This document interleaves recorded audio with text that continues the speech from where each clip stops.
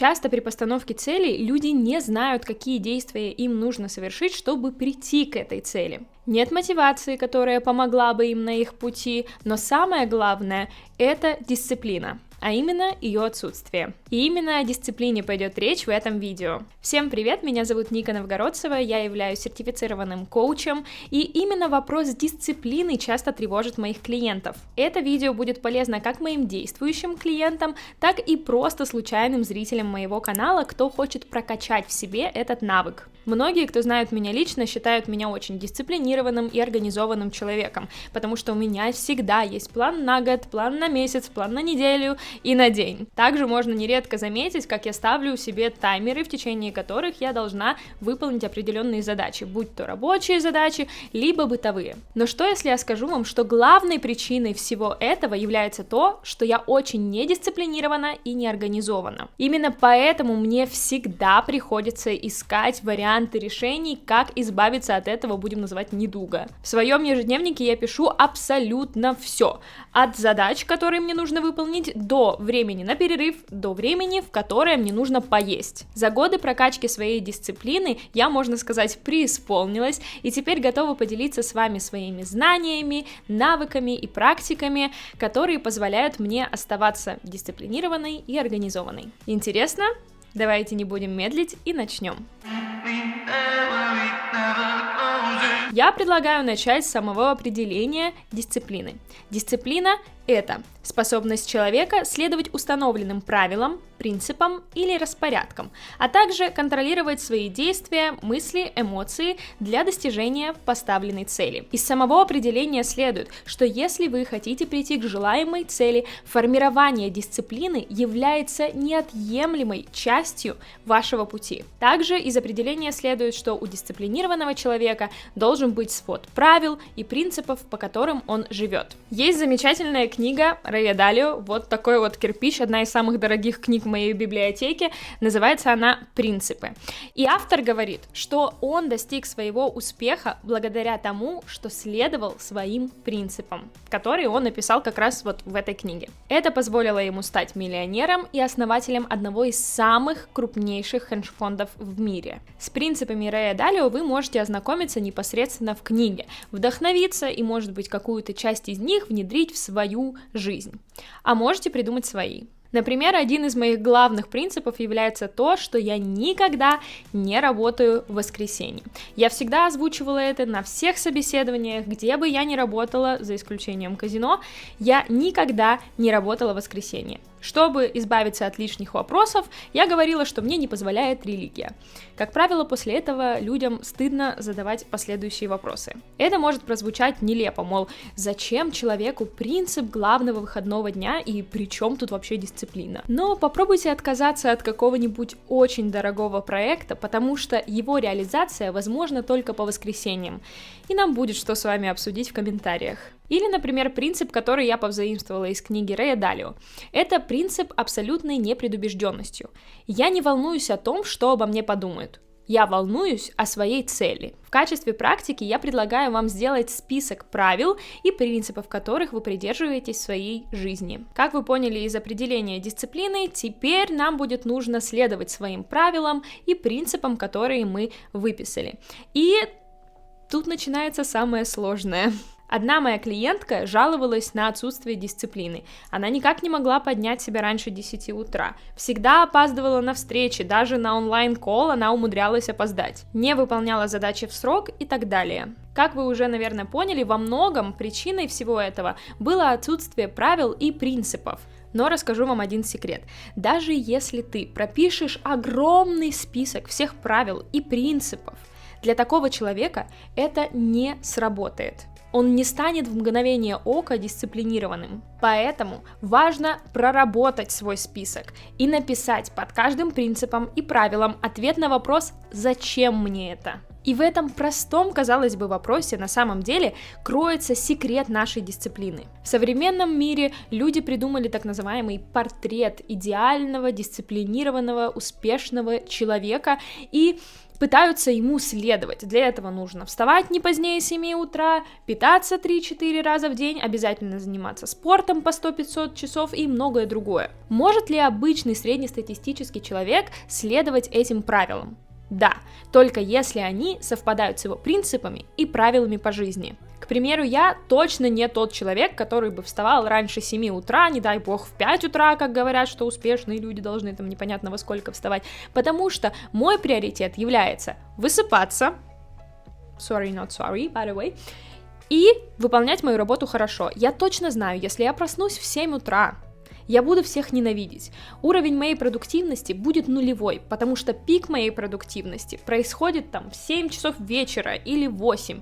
Да какая разница, и какой смысл мне вставать тогда в 7 утра? Да, я не встаю в 7 утра, но я знаю, во сколько мне нужно лечь, чтобы выспаться. И это тоже часть моей дисциплины. В идеальном мире ты идешь в спортзал не потому, что сегодня понедельник, а потому, что у тебя есть принцип: в здоровом теле здоровый дух. И ты точно знаешь, зачем тебе это нужно. Чтобы как можно дольше оставаться бодрым и энергичным, чтобы как можно дольше не стареть, чтобы пробежать марафон, все что угодно. У каждого человека свои индивидуальные ответы на вопрос «зачем?», даже если принципы звучат одинаково. Теперь мы продолжаем дорабатывать нашу первую часть практики, и напротив каждого принципа, правила, мы прописываем ответ на вопрос «зачем?». Зачем тебе нужно заниматься условно 3 раза в неделю в спортзале? Зачем тебе нужно ложиться спать до 12? Зачем тебе просыпаться в 7 утра и так далее? И я хочу сделать акцент на том, что нужно концентрировать свое внимание на том, зачем именно тебе это нужно. Это самое-самое главное.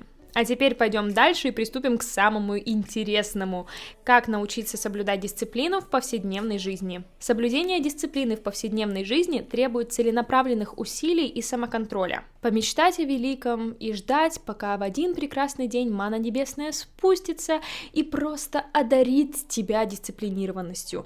Конечно, прикольно.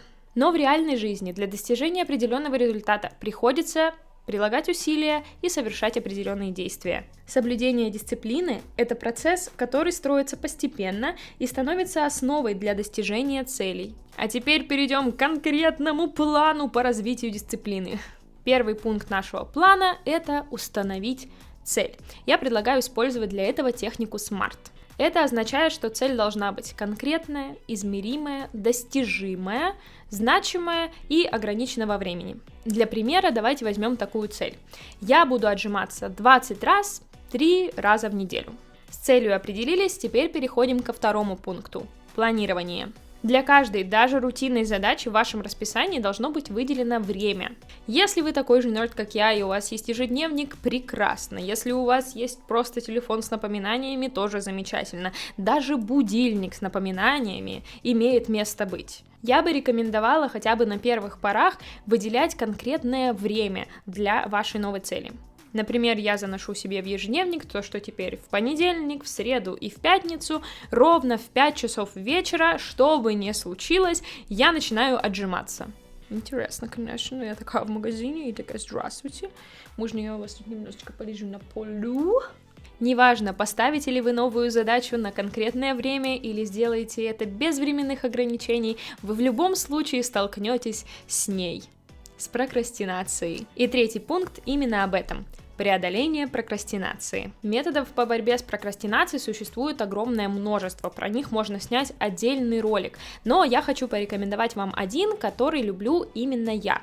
Он называется метод 5 минут. Если вам тяжело думать даже о 5 минутах, можете сократить его до 3 минут, либо до 1 минуты, либо до 30 секунд, как вам угодно, это все индивидуально, но думаю, что хотя бы минутку можно выделить. На нашем текущем примере это сложно сопоставимо, но, например, вы поставили себе задачу, то что теперь вы будете читать минимум час в день.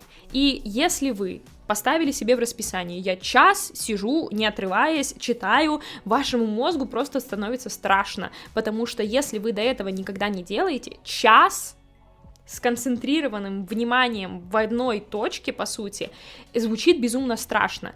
Поэтому на начальных этапах можно начать с того, что окей, я не буду читать час, я почитаю всего минутку, может 2, ну как пойдет. Но вот минутку можно себе позволить, то есть я не думаю, что вы переломитесь, если вы 1 минуту почитаете. На примере с отжиманиями можно договориться с собой, то что окей, я не делаю 20, я сделаю 3. Хорошо, не сделаю 3, сделаю 1 at least. Помните, что хотя бы 1 раз, хотя бы 1 минутка, хотя бы 1 подход в отжиманиях, это уже лучше, чем ничего. Вы уже двигаетесь в сторону того, чтобы стать более дисциплинированным. Тут важно понять один факт. Не получится идеально. Не получится с первого раза. Если бы все было так просто, вы бы не смотрели это видео. Нужно с чего-то начинать. Даже просмотр этого видео — это уже маленькая, но победа. А подписка на этот канал — это просто double win. Пункт 4. Позитивное подкрепление и награда. Проблема в том, что мы так редко хвалим себя за то, что у нас что-то получилось, за то, что мы что-то сделали. И нужно это делать гораздо чаще. Особенно на пути формирования своей дисциплины. Нам проще смешать себя с дерьмом за то, что мы провалили 1 день из 5, чем похвалить себя, что предыдущие 4 дня мы следовали нашему плану. Сейчас я дисциплинирую себя на то, чтобы снова возобновить походы в спортзал, потому что когда ты занимаешься профессиональным спортом, потом на время бросаешь, очень не хочется возвращаться, потому что ты знаешь, каких усилий тебе это будет стоить, и что вообще тебя будет там ждать. Поэтому после каждой тренировки я веду себя вкусно кушать. По правде говоря, я веду себя есть всякую дрянь. У меня Бургер Кинг прямо напротив выхода из спортзала. Я знаю, что метод подкрепления едой подходит далеко не для всех. Я ни в коем случае не пропагандирую и не призываю вас к этому. Я лишь говорю о том, что это работает со мной, и вы можете на моем примере выбрать метод, который подходит именно вам. Главное, чтобы вы поняли, что вы молодец, что вы только что себя похвалили. Пункт 5. Примите тот факт, что этот путь будет не быстрым и постепенным. Можно ли осилить книгу в 300 страниц за 1 присест? Да, можно. Может ли это сделать человек, который длиннее поста в Инстаграме ничего не читал? Маловероятно. Однако, если читать по 10 страниц в день, даже абсолютно не читающий человек сможет к концу месяца осилить 1 книгу. Да, не 100-500 книг за месяц, как у популярных буктюберов, но уже что-то, уже больше, чем 0.